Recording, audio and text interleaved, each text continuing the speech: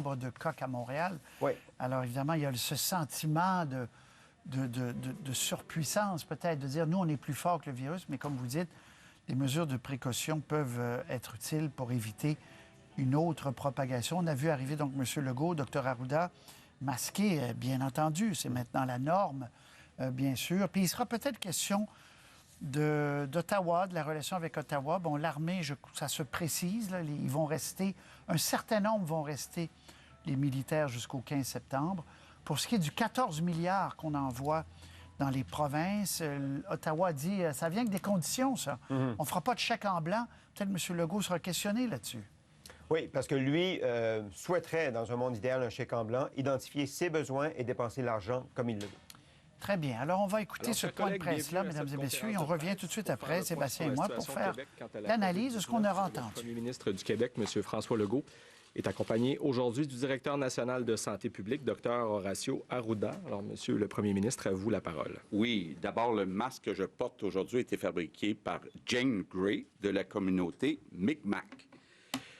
Je commence avec le bilan du jour. Vous avez les chiffres. On voit que la situation s'améliore depuis quelques semaines, en particulier dans la communauté. Mais il reste encore, là, puis je tiens à le dire, une situation qui est encore difficile dans les résidences de soins de longue durée. On a encore 218 résidences, CHSLD, RPA et RTI, qui sont infectées, 1126 résidents qui sont encore infectés. Donc, le travail est encore difficile dans les CHSLD. Je vous rappelle qu'on veut ajouter 10 000 nouveaux préposés dans les CHSLD. Il y a des cours, donc une formation qui commence lundi prochain, le 15 juin jusqu'au 15 septembre. Donc, d'ici le 15 septembre, ça va rester difficile et on a besoin des gens qui sont là, incluant les soldats. Et je veux revenir sur la situation des soldats parce que depuis quelques semaines, on a eu quand même une baisse importante du nombre de soldats dans les CHSLD. Le 21 mai, on avait 1320 soldats. Aujourd'hui, on en a 400 dans les CHSLD et 350 qui font de la supervision à l'extérieur des CHSLD. Donc, il y a 3 choses qu'on souhaite, et puis je le rappelle à chaque semaine à M. Trudeau. 1, on voudrait garder les soldats jusqu'au 15 septembre. 2, on voudrait qu'il y ait plus de superviseurs qui aillent dans les CHSLD. Ce qu'on a surtout besoin, c'est des bras dans les CHSLD. Là, je ne comprends pas le ratio d'avoir 400 soldats dans les CHSLD et 350 qui supervisent les 400 soldats. Puis on aimerait ça revenir à au moins 1000 soldats. Donc, on est monté, comme je vous le disais, il y a quelques semaines, on était à 1320 soldats. On a toujours demandé au moins 1000 soldats depuis le début, puis on a besoin de ces soldats jusqu'au 15 septembre, jusqu'à temps que la formation soit terminée des nouveaux préposés. Donc, encore quand même sous surveillance dans les CHSLD, dans les résidences. Dans la communauté, ça va mieux. Donc, puis il ne semble pas, pour l'instant, avoir trop d'impact du déconfinement dans la transmission communautaire. Donc, on peut se concentrer vraiment là sur notre deuxième grand enjeu, qui est l'économie, relancer l'économie. D'abord, il y a beaucoup d'entreprises qui sont en difficulté. On a mis un fonds spécial de 2,6 milliards chez Investissement Québec, 250 millions maintenant dans les fonds locaux d'investissement. Donc, il y a des milliers d'entreprises déjà qu'on a aidées. Vous avez vu, cette semaine, on a bonifié notre programme pour rembourser les loyers ou une partie des loyers, 62,5 % des loyers avec le gouvernement fédéral. Donc, on est le gouvernement dans toutes les provinces qui en fait le plus. Dans les autres provinces, c'est 50 % Nous, c'est 62,5 % Vous avez vu Donc ça vient aider surtout les commerces et les restaurants. Puis je comprends qu'il y a beaucoup de commerces et de restaurants qui ont dû assumer un loyer pendant les 3 mois là, où ils n'ont pas eu de clientèle. Je vous rappelle qu'on a annoncé 400 millions en culture et cet après-midi, la ministre du Tourisme va annoncer un plan de 750 millions en tourisme. On sait que, évidemment, les hôtels sont vides et puis ce qu'on souhaite, c'est que les gens voyagent au Québec cet été puis qu'on encourage, entre autres dans toutes les régions du Québec, le tourisme. Évidemment, on essaie d'aider le plus possible les entreprises du secteur privé à réembaucher les employés qu'il y avait avant la crise, mais il faut en même temps être réaliste, là. Je reviens par exemple aux hôtels. Si on prend le touriste qui vient de l'étranger, bien, c'est clair qu'ils ne pourront pas compter sur ce touriste-là encore pour un bon bout de temps. Donc, il faut compenser ces emplois-là. Et tous les économistes sont d'accord pour dire quand le secteur privé n'est pas au rendez-vous, bien, c'est au secteur public, c'est au gouvernement à en faire plus. Et je veux revenir sur le projet de loi sur les infrastructures. Vous savez, au Québec, le processus, là, les délais pour réaliser des infrastructures, c'est beaucoup trop long. Plus long qu'ailleurs. Et puis c'est vrai pour les écoles, c'est vrai pour les CHSLD, c'est vrai pour les hôpitaux, c'est vrai pour les routes, c'est vrai pour les métros, par exemple, la ligne bleue. Je vous donne juste un exemple, les CHSLD. En moyenne, quand on regarde la petite histoire, ça prend 4 ans finaliser la construction d'un CHSLD. Donc, il y a toutes sortes d'étapes, là, de l'expropriation en passant par l'aménagement du territoire et les évaluations environnementales. Même avant la pandémie, c'est important de le dire, là, on travaillait à des mécanismes pour changer les règles, pour aller plus vite. Parce que je pense que c'est possible. On n'est pas plus imbécile que les autres ailleurs dans le monde. Les Québécois sont capables de faire un CHSLD, disons, en 2 ans.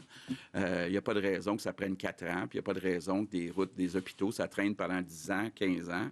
Donc, déjà, on travaillait sur des mécanismes pour remplir nos promesses, parce qu'on avait, entre autres, la CAQ fait des promesses durant la campagne électorale, entre autres, pensons aux belles écoles, aux CHSLD, certains nombres de projets d'hôpitaux, de routes, de transports en commun.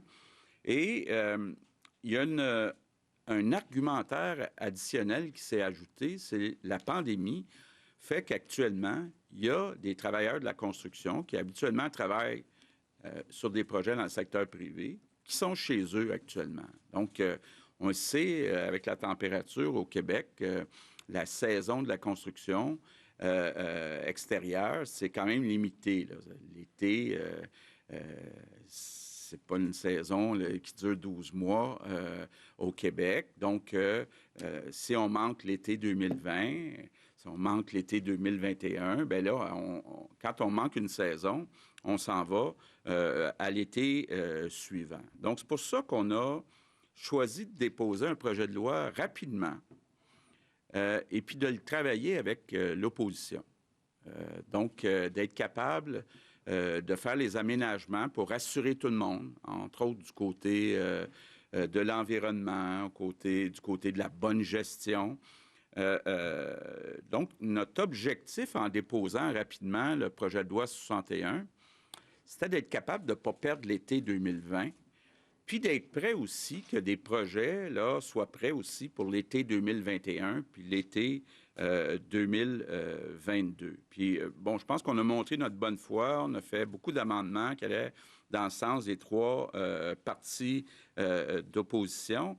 Mais juste vous dire, là, il y aurait eu ou non une pandémie, là, puis il y aura ou non une pandémie, si le projet de loi n'est pas adopté ce printemps, on va revenir avec notre projet de loi à l'automne. Donc, puis, je veux juste préciser une chose, là, la raison pour qu'on a dit on ne fait pas de bâillons, là, c'est pas parce qu'on ne peut pas faire de bâillons au printemps, parce qu'on ne souhaite pas faire de bâillons. Ce qu'on veut, c'est de travailler avec l'opposition. On est très conscient qu'on leur demande de travailler rapidement, mais on veut le faire pour le bien des Québécois. Même, j'ajouterais notre promesse, par exemple, de bâtir des maisons des aînés pendant le mandat de 4 ans. Là, il nous reste 2 ans et demi. Même avant la crise, là, les gens, les fonctionnaires, les responsables de ces dossiers-là me disaient, M. Legault, ça va être difficile de construire toutes les maisons des aînés que vous voulez d'ici l'automne 2022. Donc, c'est pas, encore une fois, un problème qui est nouveau, mais il me semble qu'avec ce qu'on vient de vivre depuis 3 mois, il me semble qu'on doit bien ça à nos aînés, d'accélérer la construction des maisons des aînés. Il n'y a pas de raison, là, ça n'a pas de bon sens que ça prenne 4 ans construire un CHSLD ou une maison des aînés. Juste pour que tout le monde comprenne aussi le mécanisme, très important qu'on s'entende d'ici demain sur le principe. Donc, ce qu'on demande à l'opposition, c'est pas d'être d'accord sur chaque article, là, c'est d'être d'accord sur le principe. Le principe, c'est de réduire les délais pour les infrastructures. Une fois qu'on s'est entendu sur le principe, bien, on va pouvoir, dès la semaine prochaine, aller en commission parlementaire, étudier article par article, et puis, encore une fois, très ouvert aux suggestions. On est prêt à faire des compromis, pas des compromissions, mais des compromis. Là. On ne veut pas non plus que le projet de loi ne serve à rien. Là. Notre objectif, c'est de réduire les délais puis qu'il y ait le maximum de travaux qui soient faits d'ici les 2 prochaines années. Et, bon, ce que je demande aux 3 partis d'opposition, bien, c'est de collaborer.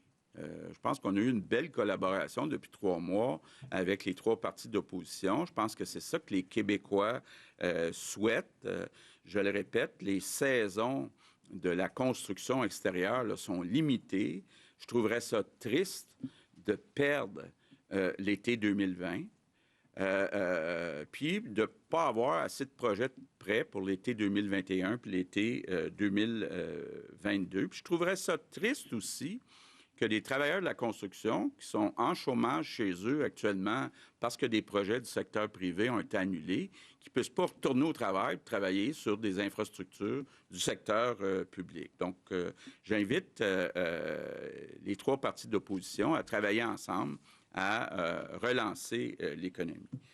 Bon, il y a un autre point qui a été soulevé par l'opposition, par certains analystes. On a vécu au Québec une période sombre, là, qui est toute la période de la corruption, de la collusion dans le monde de la construction. Je pense qu'il n'y a pas un Québécois qui souhaite rejouer dans ce film-là. Donc, il n'est pas question de ne pas prendre toutes les mesures de bonne gestion pour être sûr qu'il n'y a pas de corruption et de collusion. Mais encore une fois, je ne peux pas croire que les Québécois ne sont pas capables de faire un CHSLD ou une maison des aînés en moins de 4 ans, tout en respectant les exigences environnementales, puis tout en respectant les règles de bonne gestion. C'est comme de dire, moi j'accepte pas de dire, on n'a pas le choix là, pour suivre toutes les règles, ça prend 4 ans, ça prend 7 ans, faire des projets. Non, moi j'accepte pas ça, puis je suis prêt à prendre, comme on dit en politique, la chaleur, là. Je sens que j'ai eu un mandat des Québécois. Oui, pour respecter l'environnement, oui, pour respecter les règles de bonne gestion, mais pour donner aux Québécois, enfin, les écoles, les hôpitaux, les CHSLD, les routes, les métros qu'on attend depuis beaucoup, beaucoup trop d'années. Donc, on doit travailler ensemble. Travaillons ensemble, les 4 partis à l'Assemblée nationale. C'est ça que les Québécois souhaitent. Good afternoon. Nos chiffres quotidiens continuent à montrer que nous nous dirigeons dans la bonne direction. Nous travaillons également d'arrache-pied pour redémarrer notre économie. Une des meilleures façons de ce faire, c'est en accélérant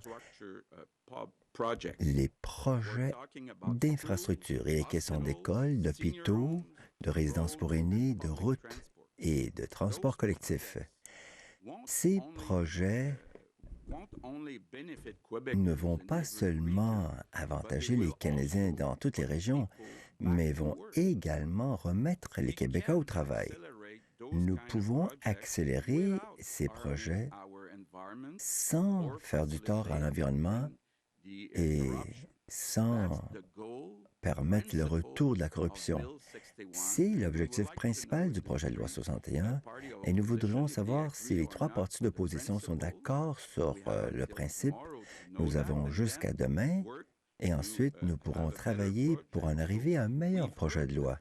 Nous avons entendu leurs préoccupations et nous avons apporté des modifications importantes ce matin en réaction à ces préoccupations. Il est maintenant temps de mettre de côté la partisanerie pour travailler ensemble pour redémarrer notre économie à l'avantage de tous les Québécois et de toutes les Québécoises. Monsieur le Premier ministre. Alors, pour la période des questions en français, nous allons débuter aujourd'hui avec Jonathan Bernard, Cogeco Nouvelles. Bonjour à vous. J'aimerais revenir sur la question des militaires en CHSLD parce que la mission se termine officiellement demain. Le gouvernement Trudeau a dit qu'il ne laisserait pas tomber le Québec. Mais qu'est-ce qui achoppe actuellement? Est-ce que c'est une question d'argent? Je pense pas que c'est une question d'argent. Bon, comme je le disais, il y a trois problèmes. Un premier problème, on est rendu avec seulement 400 soldats dans les CHSLD.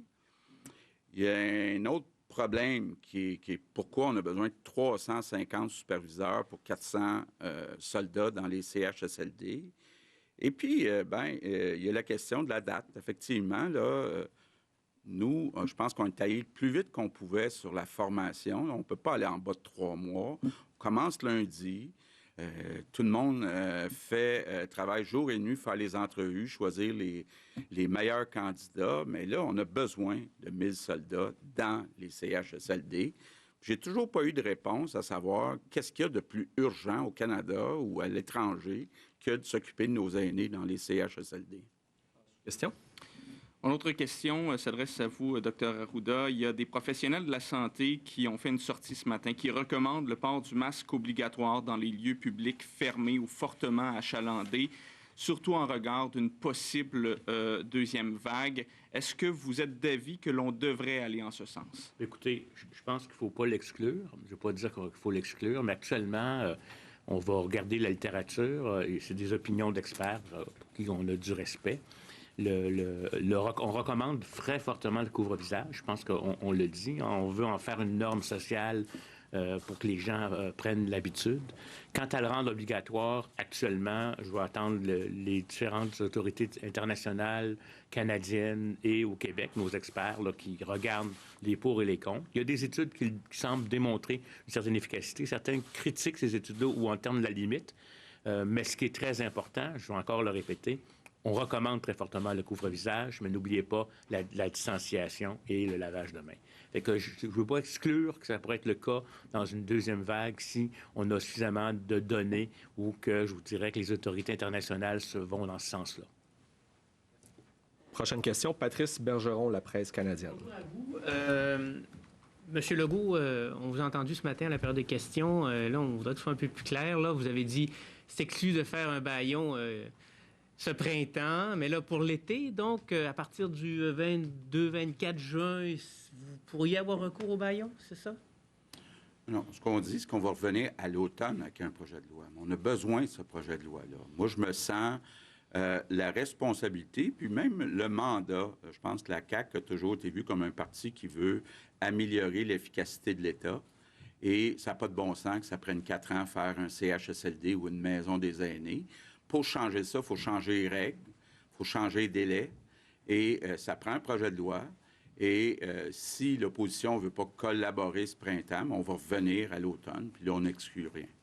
Et par ailleurs, vous aviez évoqué tous les deux qu'il y avait peut-être un manque de respect des consignes, peut-être un certain relâchement dernièrement. Est-ce que vous avez toujours pu constater que ça se poursuivait ou est-ce que maintenant les gens se sont ressaisis, est-ce qu'on a recommencé à porter le masque, à respecter les distances? Qu'est-ce que vous avez constaté à ce point?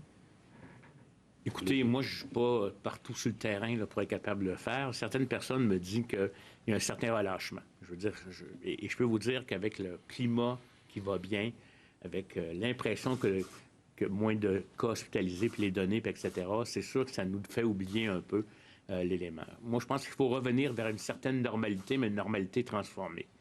Je dirais de la même façon que les entreprises, que les centres commerciaux, que les magasins, que les restaurants vont rouvrir dans une façon différente. Je pense que nous aussi, on se doit, par respect pour les autres, par respect aussi pour les travailleurs de la santé qui ont été touchés, par respect pour ceux qui sont morts aussi de ça, essayer de faire les consignes. Je pense que, je vous dirais, là, dans les faits, essayez de maintenir votre 2 mètres. On a permis certaines ouvertures, hein, le 10 personnes, 3 familles, 2 mètres de distance. On essaie de respecter ça. Tu sais, même dans la perspective des vacances qui s'en viennent, puis des déplacements potentiels, on est chanceux. Les indices de transmission au Québec sont à la baisse. Mais ça ne veut pas dire que le virus est absent. Moi, je pense qu'il faut revenir vers une certaine normalité de la vie, hein, parce que la santé physique, c'est une chose importante, mais la santé mentale, ça en est une autre. On sait que des vacances, c'est important pour la santé mentale des gens, mais soyons prudents. Je veux dire, si tout le monde met son effort, autant de risques, il va y avoir des cas, mais moins d'impact pour la société. Fait que je pense qu'il faut le répéter. Vous pouvez aussi le répéter aux autres si vous voyez des comportements gentiment, là. Essayer d'éviter les rassemblements trop proches de gens qui viennent de trop de familles en même temps. Ça, c'est encore quelque chose qu'on veut recommander. Mais on veut revenir à un équilibre de vie, là. Vous allez voir, on va en parler un peu après-midi par rapport aux déplacements entre les provinces, aux déplacements entre les régions. Je pense qu'à ce stade-ci, c'est sûr que si vous avez des symptômes, vous n'y allez pas, vous exposez pas des personnes âgées, vous gardez la distance, vous faites même si vous êtes à l'extérieur de votre résidence, vous êtes ailleurs, vous faites du 10-3-2, on se comprend, on reste avec ces consignes-là. Prochaine question. Sinon, si on recule, le Dr. Arruda, il ne sera pas content, puis il va être obligé de refermer des choses qu'on a ouvertes. On ne veut pas. Très bien. Alors, prochaine question, Olivier Bossé, Le Soleil. Bonjour à vous deux. Parle d'une deuxième vague. Est-ce qu'une deuxième vague équivalente équivaut à un confinement équivalent? Écoutez, toutes sortes de scénarios sont regardés. On essaie de voir un peu comment est-ce que ça se passe ailleurs dans le monde. Je pense que de revenir à un confinement total, comme on l'a fait, c'est probablement pas quelque chose qui va se faire. On a appris plus de choses sur le virus. On en a appris notamment sur ce qui se passe avec les enfants. Donc, ça, c'est des bonnes nouvelles. On avait fermé des secteurs d'activité au Québec qui n'avaient jamais été fermés ailleurs. Donc, je pense que c'est sûr que ce qui va être le plus essentiel va demeurer probablement ouvert, là, mais ce que j'en appellerais certaines parties de luxe ou des rassemblements importants, etc., je pense que ça ne sera pas le cas comme tel. C'est difficile pour moi de vous dire exactement ce que ça va vouloir dire. Ça va aussi peut-être dépendre d'une variation régionale. Hein? Ça se peut bien aussi que plutôt que de faire tout le Québec, tout dépendamment comment ça peut évoluer d'une région à l'autre, il peut y avoir ce qu'on appelle des confinements localisés ou autres. Là. Ça va dépendre de beaucoup d'éléments. Mais à date, je ne pense pas que les gens qui ont reconfiné sont revenus à ce que j'appellerais un stade total. Là, de toute façon, à cause des effets pervers aussi des confinements, vous les avez vus, là, si on confine à tous les ans, l'impact que ça pourra avoir sur la santé mentale de beaucoup de gens là, va être là. Mais comme je vous le dis, on verra. Mais pour moi, ça ne sera pas... Puis on va avoir probablement tiré des leçons en termes d'éléments pour notre système de soins, puis particulièrement pour les CHSLD, là. C'est pas pour rien qu'on se prépare avec du personnel, qu'on va mettre des équipes de PCI pour ne pas revivre les mêmes choses.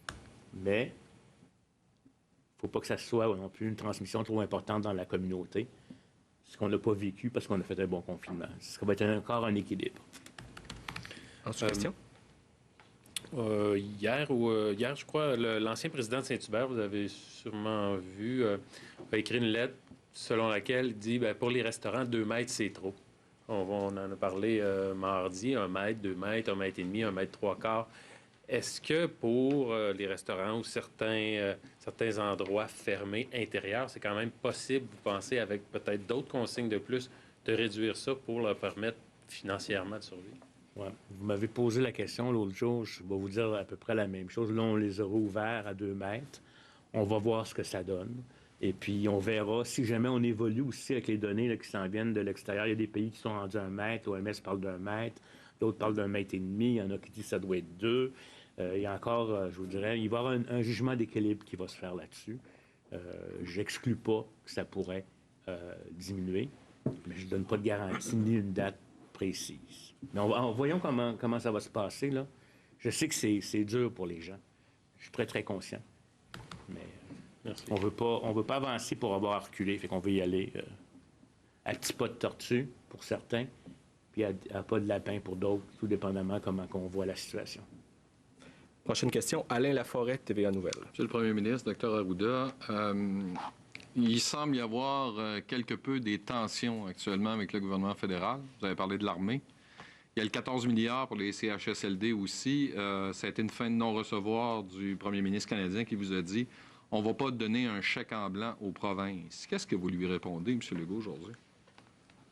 D'abord, j'en profite, M. Laforêt, pour vous dire, j'ai vu la vidéo de vos 2 petites filles. Il faut que tout le monde voit ça, là, 2 petites jumelles d'1 an qui ont appris à tousser dans leur coude. Meilleures que moi. Pas dans leurs mains. Pas dans leurs mains. Comme moi, des fois. Donc, bravo. Bon, comme vous le savez, à tous les jeudis soirs, on a une rencontre téléphonique, les premiers ministres des provinces puis le premier ministre du Canada. Bon, il nous a annoncé la semaine dernière qu'il voulait transférer 14 milliards aux provinces. Donc, grosso modo, ça peut représenter, dépendamment de la façon dont on sépare le montant, 3-4 milliards pour le Québec. Pas mal tous les premiers ministres ont dit que c'est important qu'il n'y ait pas de conditions. Bon, beaucoup de choses qui m'inquiètent là-dedans. Entre autres, tout le matériel de protection individuelle, puis toute la question du dépistage et, quel est le mot en français, du tracing en français? Retraçage.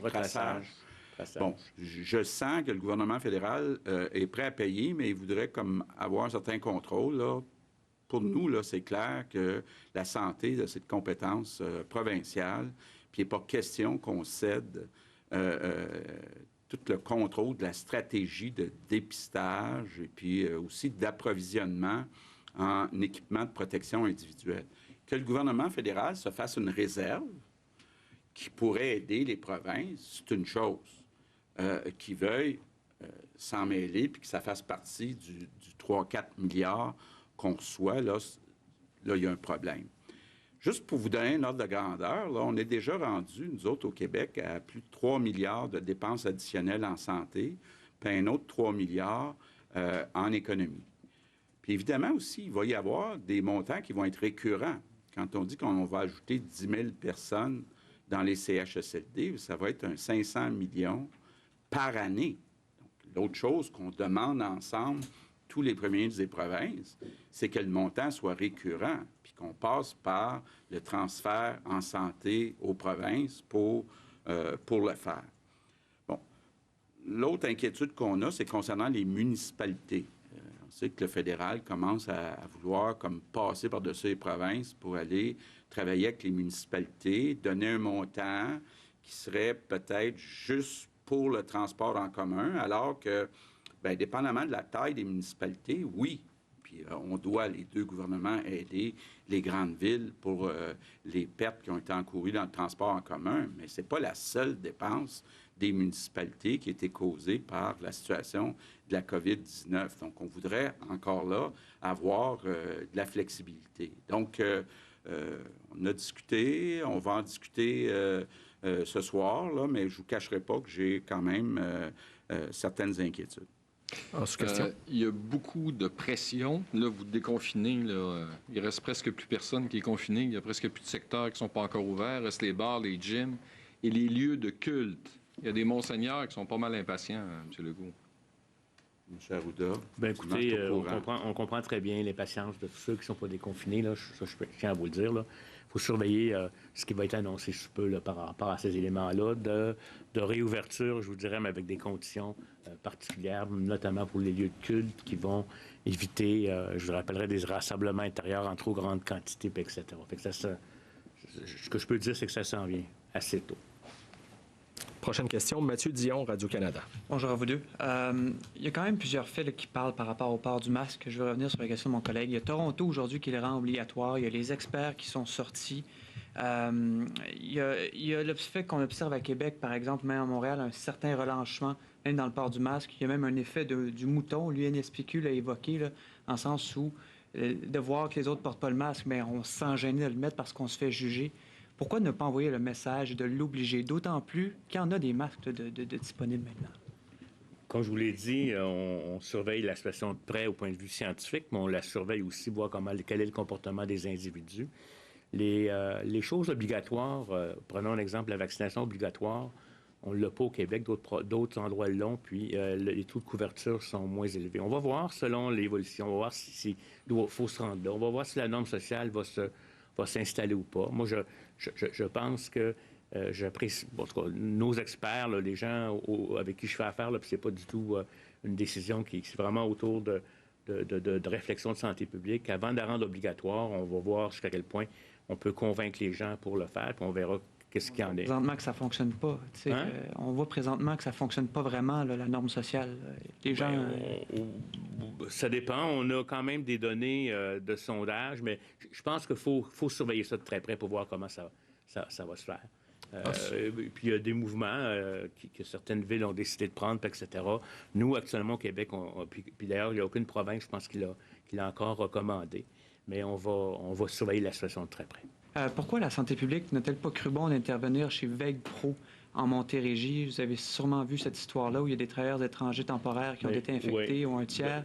Pourquoi ne pas avoir intervenu de façon proactive et quelles leçons retenez-vous? Écoutez, ils sont intervenus de façon... Écoutez, j'ai été mis au fait de la situation. J'ai questionné la direction qui va probablement émettre aussi des informations. La propre entreprise elle-même a mentionné qu'elle n'était pas d'accord avec le ton, avec les indications qui étaient dans le dit reportage. Ils sont intervenus le 29 mai, dès le lendemain de la déclaration du premier cas. Ils sont en intervention active. La chose qu'il n'y a pas eu, c'est qu'ils ne se sont pas déplacés pour aller faire les tests, compte tenu que l'autobus qui était pas disponible. Ils vont faire une autre alternative. Là. Et là, je pense qu'actuellement, à la fois, je vous dirais, l'entreprise et la santé publique sont en lien intense et sont en train de contrôler la situation. Je pense que, je ne sais pas si la directrice de santé publique a émis des communications là-dessus, mais elle va rectifier les faits par rapport à ça. Les cas ont été pris en charge et continuent à l'être actuellement. Prochaine question, Patrick Belrose, le Journal de Québec, le Journal de Montréal. Oui, bonjour à tous les deux. Monsieur Legault, vous avez vu les révélations du bureau d'enquête ce matin au sujet d'André Boisclair. Votre gouvernement a annoncé des vérifications administratives, mais j'aimerais savoir, est-ce que vous voulez faire la lumière sur les comportements de M. Boisclair à l'époque où il était délégué général du Québec à New York et sur ce qui pourrait ressembler à une tentative de cacher l'information de la part du gouvernement de l'époque? Bien, comme Nadine Giraud l'a dit ce matin, là, on a demandé de faire les vérifications sur quelles étaient les informations que le gouvernement de l'époque avait. Donc, on fait ces vérifications-là. Qui porte sur quoi, excusez-moi? Bien, qui porte sur quelles informations il y avait, puis quelles décisions ils ont prises, et puis quelles informations ils ont rendues publiques, quelles informations ils n'ont pas rendues publiques, etc. Et sur la question du bâillon, vous promettez quand même de faire adopter le projet de loi 61 l'automne prochain. On risque de connaître quand même la même impasse l'automne prochain. Donc, pourquoi pas utiliser le bâillon tout de suite et éviter de perdre l'été 2020, là, comme vous l'avez dit tantôt? Bien, je pense que le projet de loi, c'est un projet de loi, comme je disais, qu'il aurait fallu, à un moment donné, déposer de toute façon. Là, on l'a déposé, il faut tous en convenir, quand même, pas dans les délais normaux pour une adoption. Donc, moi, je pense qu'il faut donner la chance aux coureurs, puis il faut souhaiter que les oppositions travaillent avec nous pour bonifier le projet de loi, l'amender, et puis que tout le monde soit confortable, étant donné quand même que c'est un projet de loi important et qu'il y a des inquiétudes légitimes. Donc, évidemment qu'à l'automne prochain, on aura plus le temps de l'expliquer. On pourra à ce moment-là avoir une approche qui est différente. Mais là, étant donné le délai qui est quand même court pour l'adoption, là, on veut l'adopter avec l'appui des trois oppositions. Marco Belair-Cirino, Le Devoir. Oui, bonjour à vous deux. Monsieur le Premier ministre, êtes-vous prêt à laisser 3 ou 4 milliards de dollars dans les coffres à Ottawa pour une question de respect des compétences? Puis plus précisément, en quoi d'envoyer un exemplaire de votre stratégie de dépistage et d'acquisition de matériel, d'équipement de protection, notamment au gouvernement fédéral, est inacceptable? Oh, ben, si c'est juste d'envoyer une copie de notre stratégie de dépistage, il n'y en aura pas de problème. Mais c'est important de respecter les compétences des provinces. On sait qu'il y a de l'argent, là, je ne me rappelle plus du montant, mais un montant quand même important pour le logement social qui dort depuis des années à Ottawa parce que les gouvernements, incluant le gouvernement libéral, n'ont pas accepté de faire de compromis puis de laisser des champs de compétences des provinces au gouvernement fédéral. Je pense quand même important là, de respecter notre autonomie, mais effectivement, on veut ce 3-4 milliards. Les faits reprochés à l'ex-ministre, l'ex-chef du Parti québécois, André Boisclair, sont graves. Selon les informations dont vous disposez actuellement, l'État québécois a-t-il été avisé, notamment sous la gouverne de Mme Marois, d'actes inappropriés posés par M. Boisclair lorsqu'il était haut fonctionnaire, notamment délégué général à New York? Comptez-vous dévoiler l'entente intervenue entre le gouvernement et lui? Et une précision, pourquoi avez-vous été avisé à l'avance, il y a 2 semaines, je crois, qu'il ferait face à la justice? Bon, je ne sais pas qui, peut-être qu'il y a quelqu'un au gouvernement qui a été avisé, là, mais moi, je n'ai pas été avisé. Et moi, je n'ai pas plus d'informations que ce que j'ai lu dans le journal ce matin, là. Donc, on va faire les vérifications, on va regarder ce qui est possible de rendre public. Et bien, moi, je veux qu'on soit transparent totalement dans ce dossier-là. Tommy Chouinard, La Presse. Bonjour.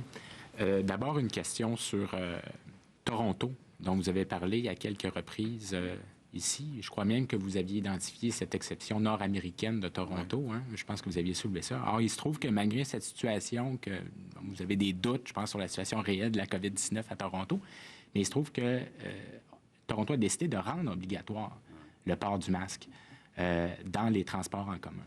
Pourquoi est-ce que ce n'est pas déjà fait ou pourquoi vous ne le faites pas ici? Okay. Bien, écoutez, moi, je suis les recommandations de la santé publique. La santé publique ne recommande pas de le rendre obligatoire.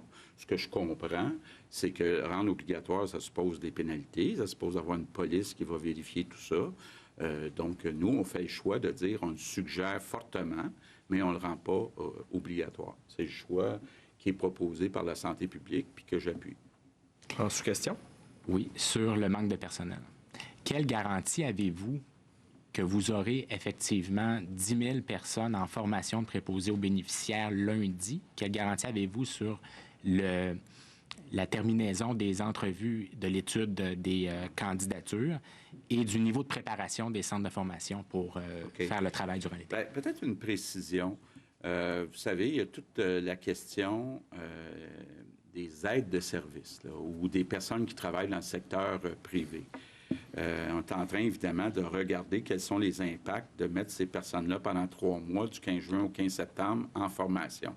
Donc, ce n'est pas impossible qu'un certain nombre des personnes suivent une formation dans un deuxième temps pour ne pas nuire aux opérations durant les 3 prochains mois. Mais au total, moi, j'ai confiance. On a eu plus de 80 000 applications. Il y en a 34 000 qui, après qu'on leur ait fait remplir un questionnaire, qui s'assuraient qu'ils étaient prêts, par exemple, à travailler de nuit, qui ont dit oui. Donc, de ces 34 000-là, bien, on en veut effectivement 10 000. Mais ce n'est pas impossible qu'une partie des 10 000, on le fasse dans un deuxième temps pour ne pas nuire aux services, aux aînés, durant les 3 prochains mois. Merci. Alors, c'est ce qui complète pour les questions en français. So, time now for questions in English. We start today with Phil Gauthier, Montreal Gazette. It's an honor to start. C'est un honneur de commencer. J'ai une question. Bonjour à vous tous et toutes. Une question brève pour le Dr Arruda.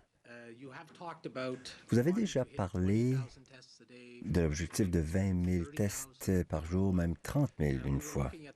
Nous regardions les chiffres et vous n'avez pas atteint 14 000 depuis le 28 mai. Et 14 000, c'était l'objectif antérieur. Pouvez-vous nous expliquer pourquoi il y a si peu de tests à mesure que nous déconfinons et quelles sont les conséquences? Réponse. C'est une bonne question et je pense que mon premier ministre va me poser la même question à tous les jours. En fait, il y a moins de cas, il y a moins de tests dans le système de soins au moment où on se parle.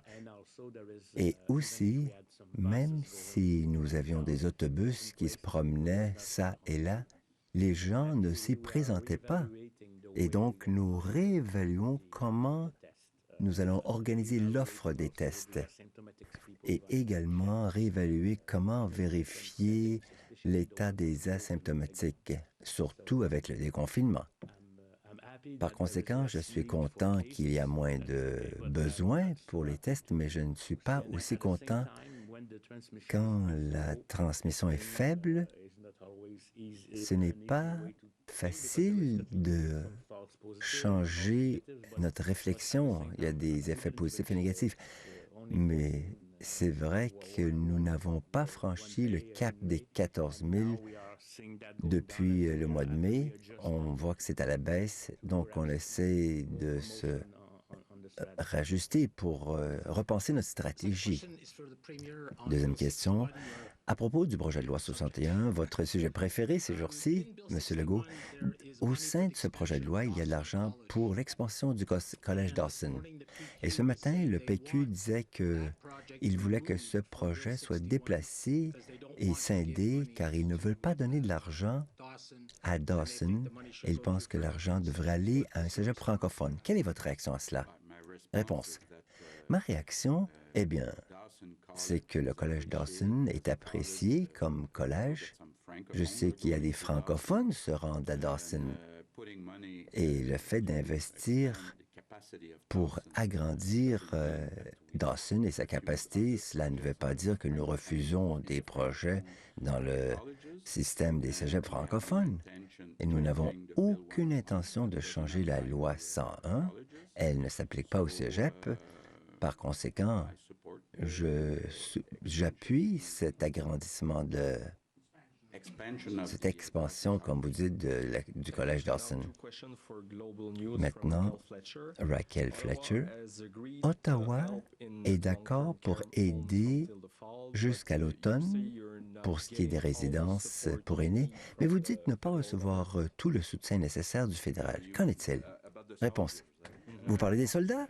Bon, alors, le 21 mai, nous avions 1320 soldats déployés au Québec au sein des résidences de soins de longue durée. Aujourd'hui, on est rendu à 400 sur le terrain et 350 qui font de la supervision. Et nous n'avons aucune garantie que même ceux-là pourront rester jusqu'en septembre, jusqu'au 15 septembre. Donc, j'aimerais avoir au moins 1000 qui soient à l'intérieur des résidences et qu'ils soient là jusqu'au 15 septembre.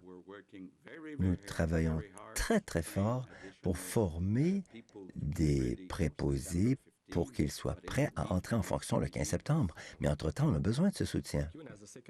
Deuxième question. Nous entendons qu'il pourrait y avoir une modification des conditions pour les chercheurs d'asile qui travaillent dans les résidences. Est-ce que ce serait possible que ce soit vrai également pour tous ceux qui travaillent dans les services essentiels? Réponse. On n'en a pas trop parlé avec le fédéral. C'est la demande que j'ai formulée, c'est vrai. J'ai vu qu'il y avait des signalements dans les journaux à propos de l'ouverture du fédéral afin d'accepter ces chercheurs d'asile, ces demandeurs d'asile. Par contre, Simon Jolin Barrette demande au gouvernement fédéral que nous puissions travailler ensemble afin d'accepter comme immigrants ceux qui travaillent dans les résidences de soins de longue durée. Oui. Bien, écoutez, j'ai vu, comme vous, dans les médias, que le gouvernement fédéral était ouvert à accepter comme immigrants les réfugiés, même Selon l'article, on parlait même de plus que les CHSLD. Mais quand on parle avec le gouvernement fédéral, là, on n'a pas cette information-là. Donc, moi, la demande qu'on faisait, c'est que les réfugiés qui ont travaillé dans les CHSLD, qu'on puisse trouver une façon de les accepter comme immigrants. Merci. So back in English, Samuel Pouliot, CTV News. Bonjour. Est-ce que c'est une bonne idée qu'Air Transat puisse commencer à nouveau à organiser des vols en mai ou fin juillet et que les gens se rendent en Europe avec Air Transat? Est-ce qu'ils vont être en quarantaine au retour d'Europe? Réponse. Écoutez, c'est une question pour le Dr Arruda, je crois. Bien sûr, Air Transat ou Air Canada, il y a bien des questions qui sont posées. Premièrement, parlons des vols intérieurs. Deuxièmement, il faut parler des vols entre les États-Unis et le Canada. Et ensuite, il faut aborder la question des vols entre le Canada et d'autres pays. Pour l'instant, ce n'est pas encore ouvert. Les cieux ne sont pas ouverts. Peut-être nous recevrons l'approbation du Dr Arruda dans les semaines à venir, mais pour l'instant, ce n'est pas le cas.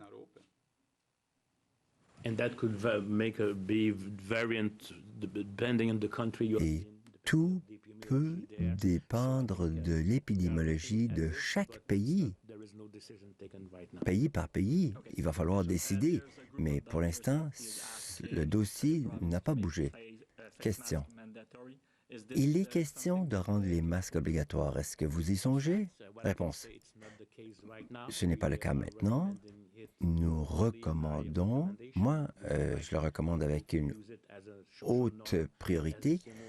J'aimerais que ce soit une norme sociale, tout comme on tousse dans notre coudre, mais on ne peut pas exclure le fait de rendre le port obligatoire.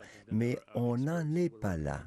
Nous allons écouter les experts, nous allons voir quelles sont les positions prises par les autorités internationales et nationales au Canada. Question. Bonjour. Une analyse de la CBC a démontré que les Montréalais noirs étaient les plus durement touchés par la COVID-19. Quand la province va-t-elle commencer à ventiler ses statistiques par race et cela pourrait-il aider à aborder et régler des problèmes systémiques? Réponse. Je pense que c'est une question sensible parce qu'il y a plein d'opinions divergentes là-dessus. Mais je pense que des études seront entreprises sur ces populations-là pour comprendre pourquoi ils ont plus touché. Est-ce que c'est parce qu'ils sont dans des milieux urbains plus denses? Est-ce qu'il y a une prédisposition génétique? Car nous savons que la génétique peut avoir un effet. Est-ce qu'il y a des comorbidités, donc d'autres maladies plus répandues chez certaines populations qui prédisposent à une infection plus grave et donc plus grande proportion de décès?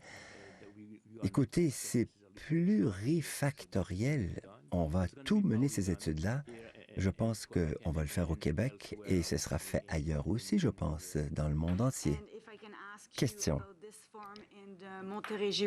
Dans la région de la Montérégie, il y a eu une éclosion et vous avez dit qu'il y avait une confusion entre les CIUS et d'autres, à savoir il y avait une confusion à savoir si la santé publique a aidé ou non.